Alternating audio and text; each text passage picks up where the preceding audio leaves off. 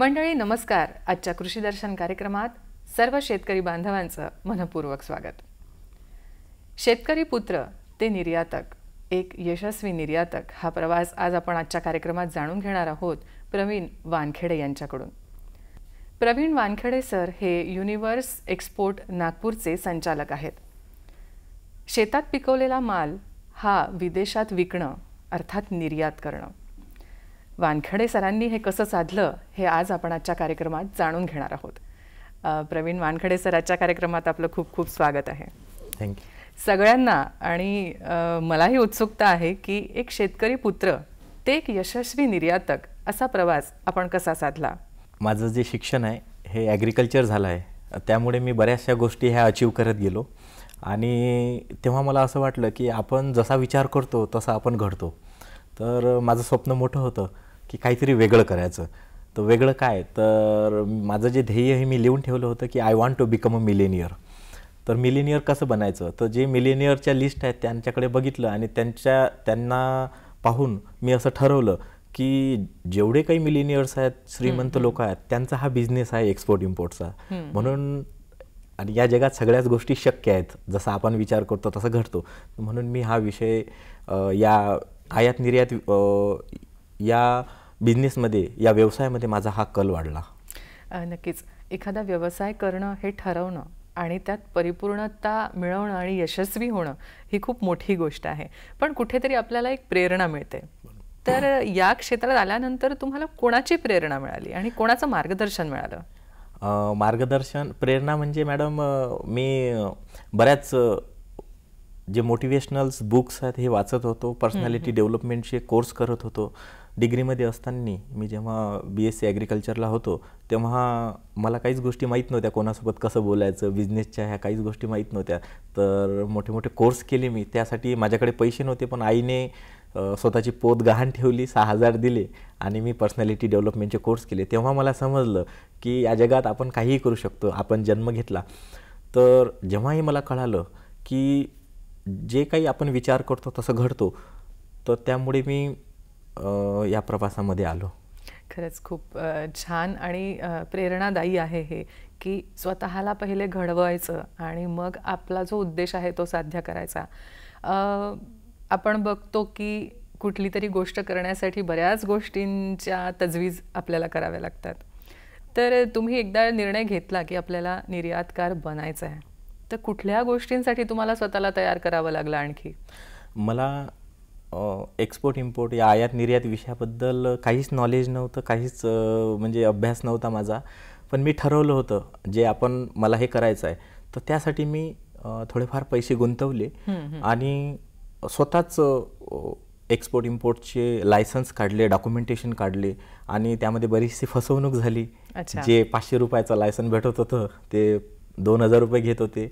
जे फायटोचं 1,000 रुपयात लायसन मिळते त्याच्यासाठी 9,000 रुपये घेण्यात आले. पण मला त्यामधून आनंद वाटत होता की कमीत कमी आपण ते शिकत आहोत. म्हणून मी स्वतःला हे समजत होतं की ते एक इन्व्हेस्टमेंट आहे म्हणून. तर हे करता करता मी डॉक्युमेंटेशनची प्रोसेस शिकलो आणि ह्या सगळ्या आयात निर्यात ज्या गोष्टी कशा घडतात ह्या पूर्ण शिकत आलो. पहिलं निर्यात हे कधी केलं आणि कशाचं केलं? मी पहिलं निर्यात हे मिरचीचं केलं. हिरवी मिरची पाठवली होती नागपूरवरून दुबईला आम्ही. तर त्यामध्ये 2018 साली मी ते निर्यात केलं आणि हे निर्यात करताना दुबईला माझे परिचित होते, त्यांनी मला ऑर्डर दिली आणि सुरुवातीला हिरव्या मिरचीचीच मी निर्यात केली. नक्कीच. पण हे डील तुम्ही कसं मिळवलं? डीलमध्ये मॅडम मला काही याबद्दल काही एवढा अभ्यास नव्हता माझा. पण जेव्हा मी या आयात निर्यात निर्यातमध्ये उतरलो तेव्हा बऱ्याचसे ओळखीचे लोक भेटले. त्यांनी सांगितलं की दुबईला असे असे बायर्स आहेत, कस्टमर आहेत, त्यांना ह्या गोष्टी पाहिजेत. मी जेव्हा त्यांच्यासोबत बोललो तर त्यांनी म्हटलं की नागपूरवरून 1 टन मिरची पाठवू शकता. तर तशा पद्धतीची ते डील मला मिळाली आणि मी आनंदी होतो की आपण काहीतरी एक्सपोर्ट करतो. तर मी ते निर्यात केला, पहिला निर्यात. अशी कुठली उत्पादनं आहेत की आपण ते निर्यात करून चांगला नफा मिळवू शकतो? कृषीचे म्हटलं तर सगळं रॉ मटेरियल आपलं आहे आणि ॲग्रिकल्चर आपल्या कृषी क्षेत्रामधले तुम्ही फळे, भाजीपाला, तृणधान्य, कडधान्य ह्या कुठल्याही गोष्टी आपण एक्सपोर्ट करू शकतो. आता मेजरली जे एक्सपोर्ट करतो आपण कांदा, लिंबू, हिरवी मिरची आणि प्रोसेस फूडमध्ये जर गेलो आपण तर कांद्याला जर डिहायड्रेट केलं त्या पण गोष्टी आपण एक्सपोर्ट करू शकतो. अच्छा. आणि जास्त प्रमाणात जे कांदा, लिंबू आणि हिरवी मिरची ही गल्फ कंट्रीमध्ये जास्त पाठवतो, करू शकतो. आणि आता तर इयर ऑफ मिलेट्स आहे, तर जे कडधान्य आहे याची खूप डिमांड आहे, तर त्या गोष्टी पण आपण एक्सपोर्ट करू शकतो, निर्यात करू शकतो. कोणती गोष्ट करताना ती साध्य होत असताना अडचणी पण भरपूर येतात. बरं. तर पहिल्या डीलच्या वेळी किंवा आतापर्यंत अशा कुठल्या अडचणी आल्यात आणि त्याला कसं तुम्ही सामोरे गेलात? सर्वात अगोदर तर घरून अडचणी आल्या की आईवडिलांची इच्छा होती की मला त्यांनी शिकवलं कबाळ कष्ट करून, डिप्लोमा केला, मी डिग्री केली, MSc केली. तर त्यांची इच्छा होती की बाबू ग्रामसेवक, कृषी सेवक बन. पण माझी इच्छा होती की मी काहीतरी मोठं स्वप्न घेऊन चाललो, मला त्यांना बाहेर विदेशात न्यायचं आहे, मलाही मोठं काहीतरी बनायचं आहे. तर त्यासाठी मी त्यांचं न ऐकता मी या आयात निर्यात उद्योगामध्ये उतरलो. हे उतरत असताना डॉक्युमेंटेशनच्या अडचणी आल्या, मला कोणीच मदत केली नाही, कुठलंच मार्गदर्शन मला या आयात निर्यात करताना मिळालं नाही. कुठली व्हेरायटी आहे हे सुद्धा मला माहीत नव्हती की मिरचीची कोणती व्हेरायटी जाते, कसं सॉर्टिंग केल्या जाते, कसं पॅकिंग केल्या जाते किंवा एक्सपोर्ट करताना कुठली दखल केल्या जाते. तर ही प्रत्येक गोष्ट मी स्वतः शिकत गेलो. स्वतः मुंबई किंवा नागपूर एअरपोर्टवर गेलो आणि स्वतः इन्व्हेस्ट करत गेलो आणि शिकत गेलो. तर अडचणी इतर मित्रांच्या, रिलेटिव्हच्या आल्या की नको करू नको करू, पण माझं ध्येय होतं की मी करणार. तर ह्या अडचणीला सामोरे जाऊन मी या बिझनेसमध्ये उतरलो आणि ते शेवटपर्यंत कर. अडचणी म्हणजेच यशाची एक एक पायरी असते आणि ती पायरी पार करत करत यश हे नक्की मिळतं. पण सर, एक प्रक्रिया असते कोणत्याही गोष्टीला सुरू करण्याची. जसं निर्यात करताना खूप सारे डॉक्युमेंट्स आपल्याला द्यावे लागतात, तर ती प्रक्रिया शेतकरी बांधवांना समजावून सांगा. माझी तर ही एक प्रोप्रायटरी फर्म आहे. शेतकरी बांधव स्वतःची प्रोप्रायटरी फर्म तयार करू शकतात, फार्मर प्रोड्युसर कंपनी तयार करू शकतात, गट तयार करू शकतात आणि जास्त डॉक्युमेंटेशन लागत नाहीत. प्रत्येकाला असं वाटते की आयात निर्यात हा खूप मोठा विषय आहे, पण असं काही नाही आहे. स्वतः तुम्ही गोमास्ता काढला, उद्यम आधार काढले आणि बँक अकाउंट जरी काढलं तरी तुम्ही सुरुवात करू शकता. त्यानंतर IEC कोड काढावा लागतो, एक्सपोर्ट इम्पोर्ट कोड काढावा लागतो. त्यानंतर अपेडाचं रजिस्ट्रेशन आपल्याला करणं गरजेचं आहे. अपेडा काय करते, ॲग्रिकल्चर प्रोसेस फूडला ही एक्सपोर्ट काउन्सिल आहे जे तुम्हाला प्रमोट करते. तर त्याचा RCMC आपल्याला घ्यावं लागते. एवढे जरी डॉक्युमेंटेशन आपण काढले तर आपण एक्सपोर्ट आयात निर्यात हे करू शकतो. त्यानंतर मग कस्टमचे काही डॉक्युमेंट असतात ते CAचे करतो. तर हे खूप सिम्पल प्रोसिजर आहे, हे जवळपास 2-3 दिवसात पूर्ण होते. आणि ही माहिती सगळी कुठे मिळते आणि याला साधारण खर्च किती येतो? ही माहिती आपल्याला यूट्यूबवर किंवा कुठेही मिळू शकते आणि कोणाच्या मार्गदर्शनात. पण यामध्ये बरेचसे लोक फसवतात. जसं मी काही शेतकऱ्यांना सांगतो की हे 500 रुपयात लायसन आहे, तर ते म्हणतात आमच्याकडून 20,000-30,000 रुपये घेतात. तर माझं म्हणणं आहे की जसं अपेडाचं आपल्याला लायसन काढायचं असेल तर अपेडाच्या ऑफिसमध्ये माहिती मिळू शकते. एक्सपोर्ट इम्पोर्टचं लायसन काढायचं असेल तर DGFTच्या साईटवर माहिती मिळू शकते. आणि जे गोमास्ता आहे हे तर जी माहिती आहे हे तर म्युन्सिपल किंवा कुठल्याही सरकारी दस्तावेज यातून माहिती मिळू शकते. नक्कीच. निर्यात करायचा असेल, आपल्याजवळ माल आहे, पण निर्यातीसाठी साधारण किती भांडवल लागतं? भांडवल म्हणजे मॅडम, आपण जर विचार केला तर आपण विमानानं जेव्हा सुरुवातीला पाठवलं तर तुम्ही 50,000, 1,00,000 वरून सुद्धा सुरुवात करू शकता. तर जास्त भांडवल लागत नाही. 1 लाखाची कन्साइनमेंट तुम्ही दुबई किंवा कुठल्याही कंट्रीमध्ये तुम्ही पाठवू शकता. अच्छा. खरं तर पाठवत असलेला माल हा उत्कृष्ट दर्जाचा असावा लागतो आणि पॅकेजिंग प्रभावी असावं लागतं. तर ही प्रोसेस आम्हाला सांगा की माल शेतातून आणण्यापासून ते निर्यातीच्या विमानापर्यंत पोहोचवण्यापर्यंत. सुरुवातीला शेतामधून जेव्हा आपण हार्वेस्टिंग करतो कुठल्याही क्रॉपची, जसं उदाहरणार्थ आपण मिरची घेतली किंवा टमाटर घेतली किंवा कांदे घेतले, तर त्याचे प्री मॅच्युअरमध्ये जेव्हा असतात तेव्हाच आपण ते काढतो, म्हणजे हार्वेस्ट करतो. तर मिरची ही आपल्याला हिरवी पाहिजे आणि ती लाल नसावी, तुटलेली नसावी, त्याच्यात पालापाचोळा नसावा, हे आपण शेतकऱ्यांना सांगतो, फील्डवर सांगतो. म्हणजे त्याची सॉर्टिंग ग्रेडिंग करून आपण तयार करतो. त्यानंतर आपण पाठवण्याच्या बऱ्याच प्रक्रिया आहेत, त्या म्हणजे बॅगमध्ये सुद्धा पाठवू शकतो, बॉक्समध्ये सुद्धा पाठवू शकतो. ते सॉर्टिंग ग्रेडिंग करणं खूप इझी गोष्ट आहे आणि बॉक्समध्ये पॅक करावं लागतं. आणि हे प्रोसिजर करताना एअरपोर्टवर आपण किंवा कुठल्याही पोर्टवर आपण त्या बॉक्समध्ये किंवा बॅगमध्ये ठेवलं तर पुढची जी प्रक्रिया ही कस्टम हाऊस एजंट करतो. अच्छा. तर अशी एवढी खूप मोठी प्रोसिजर नाही आणि याला खर्च पण खूप कमी लागतो, म्हणजे जवळपास 10 ते 15 हजारात तुमचं सगळे काही डॉक्युमेंटेशन होते. अच्छा. पण सर, उत्पादनाची जी काय प्रत असते किंवा त्याचा जो टिकाऊपणा असतो तो टिकवून ठेवणं गरजेचं असतं, तर त्यासाठी कुठले एफर्ट्स घेतले जातात किंवा घ्यायला हवेत? मिरची टिकवण्यासाठी आपल्याला जेव्हा आपण एक्सपोर्ट करतो, विमानानं जेव्हा पाठवतो, तो ते एकाच दिवशी आपण पुढच्या देशामध्ये पाठवतो. त्यामध्ये जेव्हा आपण जहाजाने पाठवतो तेव्हा त्याला प्री कुलिंग केल्या जाते. म्हणजे जेव्हा मार्केटमधून आपल्या शेतकरी फार्मर प्रोड्युसर कंपनीपासून विकत घेतो तेव्हा ते सॉर्टिंग ग्रेडिंग केल्या जाते आणि त्यानंतर त्याला जास्त टिकवण्यासाठी त्याला 7 ते 8 तास प्री कुलिंग केल्या जाते. म्हणजे बाहेरचं टेम्परेचर 35-36 डिग्री सेंटीग्रेड असते आणि कंटेनर जेव्हा येते कंटेनरचं टेम्परेचर हे 1 ते 2 डिग्री सेंटीग्रेड राहते. त्यामुळे आपण 7 ते 8 डिग्री सेंटीग्रेडमध्ये कोल्ड स्टोरेजमध्ये प्री कुलिंग करतो. त्यामुळे तो जास्त जो भाजीपाला आहे हा टिकून राहतो. नक्कीच. तुम्ही सगळ्यात पहिले जेव्हा निर्यात केलं, तुम्ही मिरची पहिल्यांदा निर्यात केली, तर तो अनुभव कसा होता आणि त्यानंतर आलेला रिस्पॉन्स कसा होता? पहिला अनुभव तर असा होता की पैसे माझे खर्च होत होते, लोक फसवत होते की 25ची मिरची मला 50 रुपयाला विकत दिली होती, कारण की मला माहीत नव्हतं. आणि त्यामुळे मला त्यामधून आनंद मिळत होता. ती मी असं समजत होते की ती एक इन्व्हेस्टमेंट आहे आणि त्यामधून मी डॉक्युमेंटेशन सगळ्या प्रोसिजर शिकलो. आणि त्यानंतर मी जेव्हा शिकलो सगळं आयात निर्यात, तर जेव्हा एखादा बायर मला विचारत होता तर त्यामध्ये मला खूप आनंद वाटत होता की मी ह्या गोष्टी आयात निर्यात शिकवलो. तर असं वाटत होतं की किती लोकांना सांगू, किती मुलांना असं घडू आणि प्रत्येक बायरसोबत डायरेक्ट डील करावी, असा मला एक आनंद वाटत होता. आणि ह्या बऱ्याचशा डील्स झाल्या. खरंच खूप उत्स्फूर्त असं आपण बोलत आहात आणि आपल्या अनुभवांविषयी सांगत आहात. मंडळी, कृषी दर्शन कार्यक्रमात वेळ झाली आहे एका छोट्याशा विश्रांतीची. भेटूया काही क्षणातच.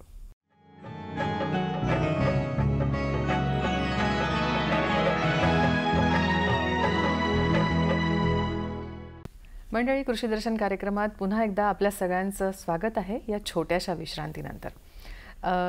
आपला एक उत्पादनाचा भाग सोडला तर फक्त शेतीतनं निघालेलं उत्पादन जे आपण पिकवतो आहे त्या व्यतिरिक्त आपण कोणाकडून तरी घेऊन हा माल निर्यात करू शकतो का? आणि निर्यात करताना तुम्ही म्हणालात की डॉक्युमेंटेशनच्या वेळेला अपेडाचं एक महत्त्वपूर्ण भूमिका आहे, तर ती काय आहे नेमकी? निर्यात करण्यासाठी असं गरजेचं नाही की आपल्याकडेच शेती असावी किंवा कृषी माल असावा. निर्यात करण्यासाठी आपण कोण्याही शेतकऱ्याकडून किंवा कुठलीही गोष्ट निर्यात करू शकतो. त्यासाठी आपण उदाहरणार्थ सांगतो की मार्केटमध्ये भाजीपाला आहे, आपण जर तो घेतला, व्यवस्थित सॉर्टिंग ग्रेडिंग केला, तर त्यामधून जर चांगलं ब्रँडिंग केलं आणि पॅकेजिंग केलं, त्याचं जर प्रमोशन केलं आपल्या सोशल मीडियावर म्हणा किंवा मग बायरला किंवा इतर लोकांपर्यंत आपण जर पोचवला, तर आपल्याला जो बायर आहे, इंटरनॅशनल बायर, हा ऑर्डर देतो. तर आपण कुठलीही गोष्ट शेतीमालच नव्हे तर आपण बांबूच्या काही गोष्टी किंवा इतरही गोष्टी ह्या एक्सपोर्ट होतात, तर ह्या निर्यात करू शकतो. आणि तुमचा दुसरा प्रश्न असा होता की अपेडाची काय भूमिका होती. अपेडाची खूप मोठी भूमिका आहे एक्सपोर्ट इम्पोर्टमध्ये आणि ॲग्रिकल्चर सेक्टरमध्ये. तर मुंबईला जे DGM आहेत नागपाल लोहकरे सर, यांनी मला पर्सनल मार्गदर्शन केलं, कारण की ॲज अन ॲग्रिकल्चर मी त्यांचा ज्युनियर आहे आणि त्यांना असं वाटते की शेतातला जो माल आहे हा एक्सपोर्ट व्हावा, जेणेकरून जेवढा एक्सपोर्ट होईल तेवढा GDP आपला वाढेल. तर त्यांनी आम्हाला मोठ्या मोठ्या सौदी अरेबियाला घेऊन गेले, तिथं मोठं एक्सपोजर दिलं. जेव्हा आपण बाहेर कंट्रीमध्ये जातो तेव्हा अपेडाची खूप मोठी भूमिका असते. अपेडा मोठे मोठे स्टॉल्स देतात आपल्याला तिथं एक्झिबिशनसाठी, आणि आपण तिथं आपला जो माल आहे, जसं त्यांनी मला सांगितलं की तू संत्र घेऊन ये, तर मी शेतकऱ्यांपासून संत्र घेऊन आलो. तिथं सौदी अरेबियामध्ये संत्र आम्ही सांगितले, तिथले जे शेख लोक आहेत, तिथले जे डिस्ट्रीब्युटर आहेत, बायर्स आहेत, त्यांना खाऊ घातले. त्यांना सांगितलं आपल्या ज्या संत्र्याची, मिरचीची चव त्यांना दिली, सांगितलं की असे संत्रे कुठेच नाहीत आणि खूप चांगले आहेत.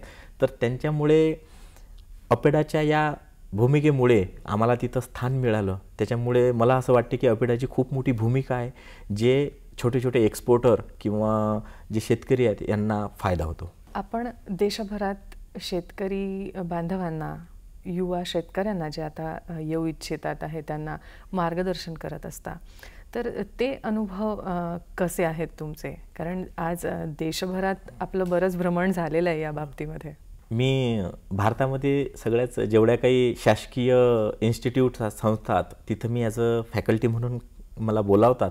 आणि जे वनामती आहे, राममेती असो, IIM असो, किंवा मेघालयामधील हॉर्टिकल्चर डिपार्टमेंट असो, त्रिपुरा असो, बनारस हिंदू युनिव्हर्सिटी असो, तिथं मी ॲज अ फॅकल्टी आहे. तिथं माझ्यासोबत जे जुळलेले आहेत ते जेव्हा मला बोलावतात तर मला खूप आनंद वाटते की त्यामध्ये शेतकरी आहेत, शेतकऱ्यांची मुलं आहेत. आणि त्यांना जेव्हा मी शिकवतो तेव्हा खूप सोप्या पद्धतीनं मी त्यांना शिकवण्याचा प्रयत्न करतो.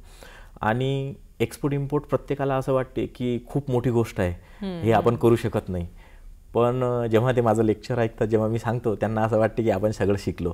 आणि त्यामुळे त्यांचा जो कन्सेप्ट आहे एक्सपोर्ट इम्पोर्टमधला हा खूप इझी होतो. आणि डॉक्युमेंटेशन किंवा त्यांना प्रॅक्टिकल अनुभव जेव्हा मी सांगिततो तर तेव्हा शेतकरी हा स्वतः एक्सपोर्ट निर्यातदार होतो. असाच एक मी अनुभव सांगतो तुम्हाला. बनारस हिंदू युनिव्हर्सिटीमध्ये मला बोलावलं आणि तिथं 45 फार्मर प्रोड्युसर कंपनीज होत्या. त्या फार्मर प्रोड्युसर कंपनीमध्ये एक फार्मर प्रोड्युसर कंपनी समोर आली, Kashi Vishwanath farmer producer company म्हणून. त्यांनी मला डायरेक्ट म्हटलं की सर तुम्ही एक्सपोर्ट इथून करून दाखवा, त्यानंतर आम्ही एक्सपोर्ट करतो. मला आनंद झाला. तर मी तिथून वाराणसीमधून स्वतः त्यांच्या शेतावर गेलो, मिरची कशी एक्सपोर्ट होते ते करून दाखवली. आणि आता ती शेतकरी स्वतः कतार, दुबईला एक्सपोर्ट करतात. तर ही खूप मला आनंदाची गोष्ट वाटते. त्यांना भाव त्यांच्या मार्केटमध्ये 10 आणि 5 रुपयाची मिरची भेटत होती, आता त्यांना 100 ते 150 रुपये किलोची मिरची ते विकत आहेत स्वतः. खरं तर प्रात्यक्षिकातूनच जास्त चांगलं आपण शिकू शकतो आणि हा तुमचा अनुभव खूप मोलाचा आहे या बाबतीमध्ये. मंडळी, आपण बघत आहात कृषी दर्शन कार्यक्रम. कार्यक्रमात वेळ झाली एका छोट्याशा विश्रांतीची. भेटूया लगेचच.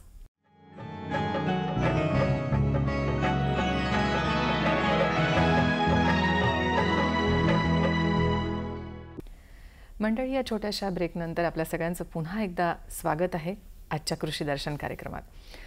निर्यातीविषयी आपण खूप छान मार्गदर्शन घेत आहोत प्रवीण वानखडे सरांकडून. सर, आपण सुरुवातीला म्हणालात की निर्यात क्षेत्रात पदार्पण करताना जेव्हा आपल्याला काही डॉक्युमेंटेशन किंवा काही गोष्टींची माहिती घ्यायची असते किंवा आपले नाव नोंदणी करायची असते, त्यावेळेला बऱ्याचदा फसवेगिरीचा अनुभव तुम्हाला आला. तर तुम्ही युवा कृषीकर्त्यांना काय सांगाल की कसं त्यातनं आपण आपला बचाव करायला पाहिजे? यामध्ये बऱ्याचशा काही संस्था त्या एक्सपोर्ट इम्पोर्टवर ट्रेनिंग देतात, पण त्यामध्ये बऱ्याच लोकांचा जो अनुभव असतो हा फक्त पैसे कमावणं असतो. त्यामध्ये मला असं आपल्या ज्या युवकांना सांगावंसं वाटते की त्यांनी वेगवेगळ्या डिपार्टमेंटकडे स्वतः जावं. अपेडा असेल, DGFT असेल, किंवा जे अनुभवी लोक आहेत, जे जेन्युइन लोक आहेत, त्यांच्याकडून मार्गदर्शन घ्यावे. आता प्रत्येक ठिकाणी आयात निर्यातवर प्रोग्राम्स होतात, जसं कृषी डिपार्टमेंट घेते आणि इतरही कॉलेजेस घेतात. तर तिथं जाऊन प्रत्येक डॉक्युमेंटेशन कुठल्या वेबसाईटवर आहेत आणि कुठल्या तिथल्या साईटवर आपण उपलब्ध आहेत ते बघू शकतो. त्यामुळे फसवेगिरी कमी होईल. ही झाली डॉक्युमेंटेशनची प्रोसिजर. कधी कधी आपण एक्सपोर्ट इम्पोर्ट लायसन काढताना सुद्धा तिथं वेबसाईट चुकीच्या असतात. तर त्यामध्ये सुद्धा व्हेरिफिकेशन करणं गरजेचं आहे. तर हे केल्यानंतर जेव्हा एक्सपोर्ट इम्पोर्टमध्ये आपण पदार्पण करतो तर मला असं वाटते की ज्यांच्याकडे अनुभव आहे त्यांच्याकडे पहिल्यांदा तर प्रॅक्टिस करायला पाहिजे, त्याच्याकडे स्वतः जावं लागेल आणि त्यानंतर त्यांनी अनुभव घ्यायला पाहिजे की फसवेगिरी नाही झाली पाहिजे, म्हणून ज्या आम्ही चुका केल्या ह्या चुका झाल्या नाही पाहिजे. अशा लोकांकडे जाऊन त्यांनी ट्रेनिंग करायला पाहिजे, मला असं वैयक्तिक वाटते. पण ट्रेनिंग अशांकडे जायचं की जे खरंच मनातून सांगतात. आणि त्यामध्ये एक जेव्हा आपण एक्सपोर्ट करतो तेव्हा बाहेर देशामध्ये खूप मोठी फसवणूक होते. तर ती फसवणूक का होते? कारण की जो बायर्स असतो, इंटरनॅशनल बायर असतो, त्यांच्याबद्दल आपल्याला माहिती नसते. तर त्यांच्याबद्दल आपण स्वतः माहिती काढायला पाहिजे. आपण माहिती काढत नाही, आपल्याला ऑर्डर येते आणि आपण त्याला पाठवतो, त्याच्यामुळे फसवणूक होते. त्याच्याबद्दलची पूर्ण वेबसाईट, पूर्ण त्याच्याबद्दलची माहिती आपण काढणं गरजेचं आहे. त्यामध्ये APEDA buyer seller meet arrange करते, जे क्रेता आणि विक्रेता, त्यामध्ये जेन्युइन बायर येतात आणि त्यांच्यासोबत आपण जर पर्सनल भेटलो, त्यांच्यामधून जर आपल्याला पर्सनल मीटिंग केली आणि त्यांच्यासोबत भेटताना जेव्हा आपल्याला ऑर्डर मिळाली, तर तेव्हा आपण समजायचं की हे एक जेन्युइन ऑर्डर आहे.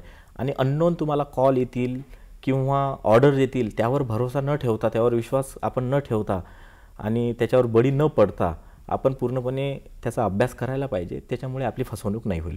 नक्कीच. कुठलीही गोष्ट करताना ती पडताळून पाहिली पाहिजे की ती कितपत योग्य आहे. आपण जिथे इन्व्हेस्ट करतो आहे किंवा आपण तिथे नोंदणी करायला जातो आहे किंवा पैशांची मागणी जिथून होते, ती पडताळणी खरंच खूप गरजेची असते. आपण अनेक पुरस्कारांनी सन्मानित आहात, तर अगदी थोडक्यात त्याविषयी सांगा.